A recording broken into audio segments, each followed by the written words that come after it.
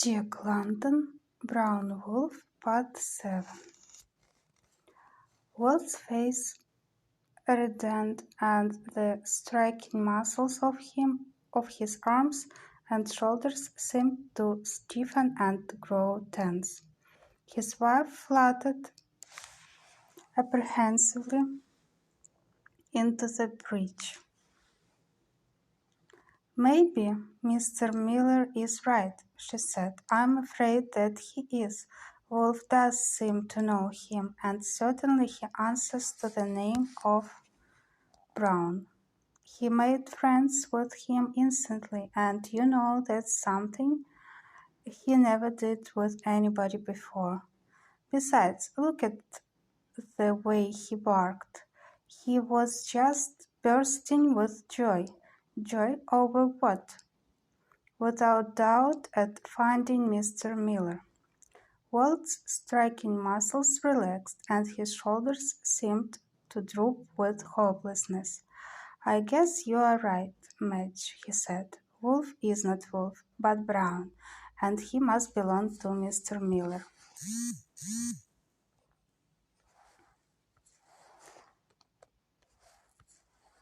"Perhaps Mr. Miller will see him," she suggested. "We can buy him."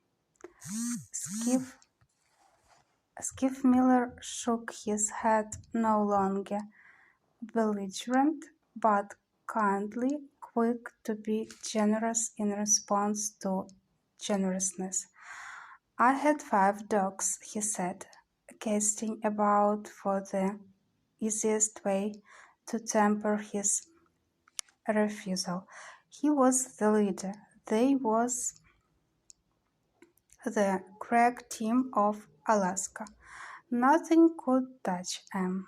In 1898, I refused $5,000 for the bunch. Dogs was high then anyway, but that wasn't what made the fancy price. It was the team itself. Brown was the best in the team. That winter I refused $1,200 for them. I didn't sell them then, and I ain't selling them now. Besides, I think a mighty lot of that dog. I've been looking for them for 3 years. It made me fair sick when I found he'd been stole. Not the value of him, but the well I liked him like you. That's all, begging your pardon. I couldn't believe my eyes when I seen just now. I thought I was dreaming. It was too good to be true. Why, I was his wet nurse.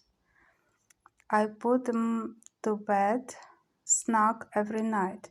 His mother died, and I brought him up on condensed milk at $2 a can when I could not afford it in my own coffee.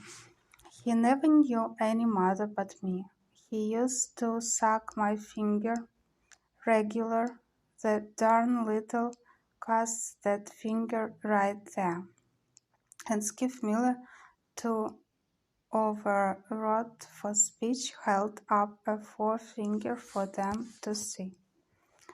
That very finger he managed to articulate as though it somehow clinched the proof of ownership and the bond of affection. He was still gazing at his extended finger when Madge began to speak. "But the dog," she said. "You haven't considered the dog." Skiff Miller looked puzzled. "Have you thought about him?" she asked. "Don't know what you're driving at," was the response. "Maybe the dog has some choice in the matter," Madge went on. "Maybe he has his likes and desires. You haven't considered him. You give him no choice. It has never entered your mind that possibly he might prefer California to Alaska. You consider only what you like. You do with him as you would with a sack of potatoes or a bale of hay. This was a new way of looking at it, and Miller was visibly impressed as he debated it in his mind. Madge took advantage of his indecision. If you really love him, what would be happiness to him would be your happiness also, she urged. Skip Miller continued to debate with himself, and Madge stole a glance of exultation to her husband, who looked back warm approval. "What do you think?" the Klondiker suddenly demanded. It was her turn to be puzzled. "What do you mean?" she asked. "Do you think he'd sooner stay in California?" She nodded her head with positiveness. "I'm sure of it." Skip Miller again debated with himself, though this time aloud, at the same time running his gaze in a judicial way over the muted animal.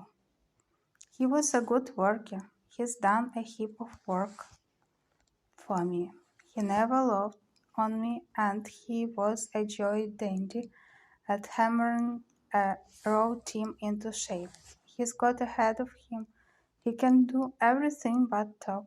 He knows what you say to him. Look at him now. He knows we're talking about him."